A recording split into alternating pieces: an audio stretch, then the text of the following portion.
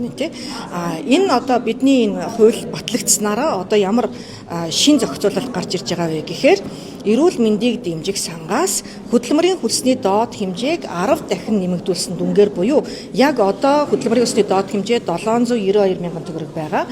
7,992 мянган төгрөгийг тийм ээ бараг одоо ингээд 8 сая төгрөгийг бол одоо арга эрт нь оршуулгын тэтгэмж болгож өгөх нь байна. Эрүүл мэндийг дэмжих сангаас ийм одоо зохицуулт явж байгаа гэсэн үг. Өчигдөр одоо чуулган дээр одоо давхардуулан өгөх гээд байгаа юм биш үү гэдэг ийм асуултыг бол уянгаа гишүүн асууад байсан тий. Тэгэхээр амьгуу донорт энэ арга эрт нь одоо юу гэдэг талархлын гэдэг юм уу тийм ээ одоо яг энэ оршуулгын тэтгэмж гэдэг энэ нэрээрээ бол арга эрт нь хөдөлмөрийн ёсны доод хэмжээг одоо 10 дахин нэмэгдүүлсэн дүнгээр тэтгэмж олгогдно. Тухайн хүн нь өөрөө нийгмийн даатгалын одоо харилцаанд орсон ийм хүн байх юм бол ердийн одоо журмаараа угаасаа олгогддог бүх хүнд адилхан олгогддог нийгмийн даатгалын сангаас тий нийгмийн даатгалын төлөгч иргэдэд одоо бурхан болоочийн арга эрт нь олгогддог оршуулгын тэтгэмж адилхан зүгээр олгогдоод явна гэсэн. Энэ тустай харилцаануудаа гэсэн. Нэг зүйл тодорхойлж байна. Их олон гишүүд ярьж байсан л да. Амьгуу донорын одоо юу нөөцийг нэмэгдүүлнэ гэдэг юм уу нэг ийм агуулга бас яригдсан тий. Энэ одоо яг ямар ойлголт юм буруу зүр ойлголт олон хүний өдрөөр амьгуу донор болгочихыг ойлгож байна. Гэвь амьгуу донорын одоо нөөцийг нэмэгдүүлнэ гэдэг чи одоо хинч тийм юм чадахгүй шүү дээ. Энэ өөрөө юу вэ гэхлээр амьгуу донор гэж одоо хэнийг хэлдэг юм тий? Ямар үйл явц болдгийг арга ирийнх нь хувьд одоо нэгэнтэй л тухайн бурхан болооч гэдэг юм уу одоо нэгэнтэй л тухайн одоо осолд орсон хүн гэдэг юм уу тийм ээ одоо тархины өвчлөлттэй байгаа хүн эргээд сэргэхгүй нэгэнтэй тодорхой болсон байгаа болвол тухайн хүний одоо бас буйныг бодоод ч гэсэн бусдад одоо амьдрал бэлгэхлэхийн одоо энэ ач холбогдлыг энэ хуулиар ч гэсэн бусад улс оронд байдаг шиг гэж таниулж өгч байгаа ийм одоо асуудал байгаа байхгүй. Тэгэхээр магадгүй хөшүүрэг болоосай. Хүмүүс илүү мэдээлэлтэй байгаасай. Нэгэнтээ одоо энэ ертөнцөөс одоо буцаж байгаа юм болвол бусдад одоо амьдрал бэлэглээд тийм ээ ингээд яваасай. Энийг одоо хүмүүс ойлгосоо гэдэг ийм л одоо хууль байхгүй. Тэрнээс ч одоо юу гэдэг амьгуу доноруудыг бид нар бол бий болгож чадахгүй шүү дээ. Бодит үнэн юу вэ гэхлээр хүн төрдөг, хүн бурхан болдог тийм нас ордог. Тэгэхээр яг одоо тархины өвчлөлттэй ийм одоо осолд орсон хүмүүс бол байна. Амьгуу донороор арга ирнэ одоо хүлийн зөвшөөрөөд бусдад амьдрал бэлгэж байгаа хүмүүс нь цөөхөн байна. Ийм учраас одоо илүү хүмүүс ойлгосоо гэдэг үүднээс энэ хуулийн төслийн ач холбогдол нь бол олон нийтэд нэгдүгээрт мэдээлэл өгөх, хоёрдугаарт болохоор одоо ийм одоо багч гисэн одоо ийм талархлын одоо ийм тэтгэмжтэй байгаа гэсэн ийм агуулга байна. Амьгуу донороос одоо эд эрхтэн гişилжүүлж суулгах тэр хичнээн төрлийн одоо юу байх юм?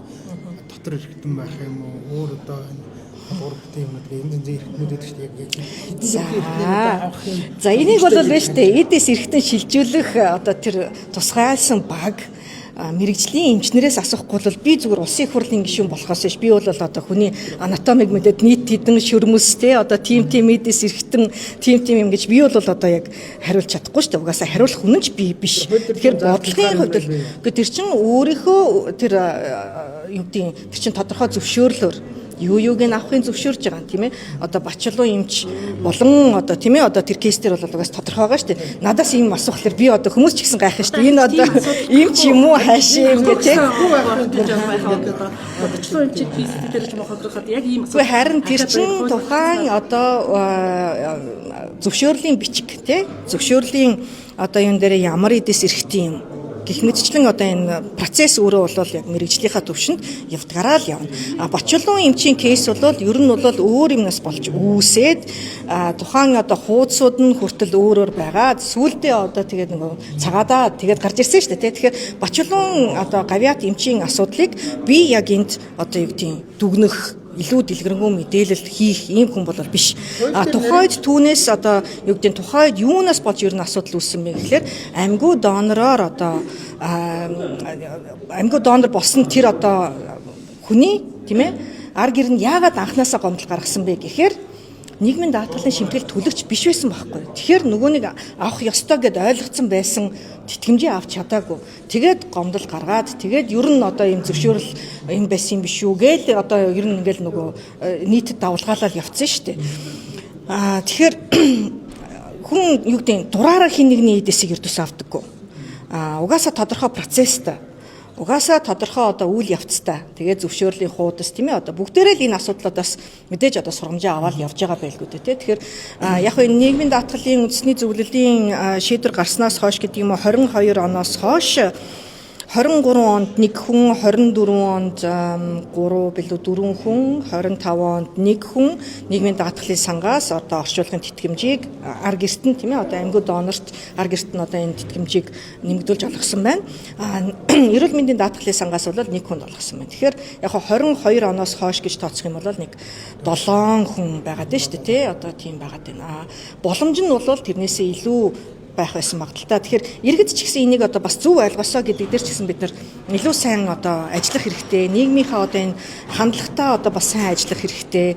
Шашны ч юм байгаад байна. Тийм ээ одоо үзэл сурталын асуудал байгаад байна. Наа захын зүгээр одоо ердийн одоо задлан шинжилгээ хийлгэхэд ч гэсэн бид нар их дургуутдаг шүү дээ. Гэтэл тэр нь бол уг нь тухайн яг өвчлөлийнх нь суур өвчлөл нь юу байсан, яг шалтгаан нь юу байсан, энийг хэрхэн яаж урьдчилан сэргийлэх, дараагийн хүмүүс юунд анхаарах гэдэг ч юм чинь нөгөө задлангийн өөрийнх нь нөгөө шинжлэх ухаан ч бас тусдаа байгаад байгаа шүү дээ. Тэгэхээр яг бидний магадгүй шинжлэх ухааныг одоо өнөөгийн тэр төвшөнд нь хүрсэн байгаа энэ асуудлыг бид нар өөрсдөө бас юу гэдэг харилцаа хандлага тийм ээ одоо нийгмийн одоо хэвшмэл ойлголтоор бас төдийлөн сайн ашиглахгүй байгаад байна.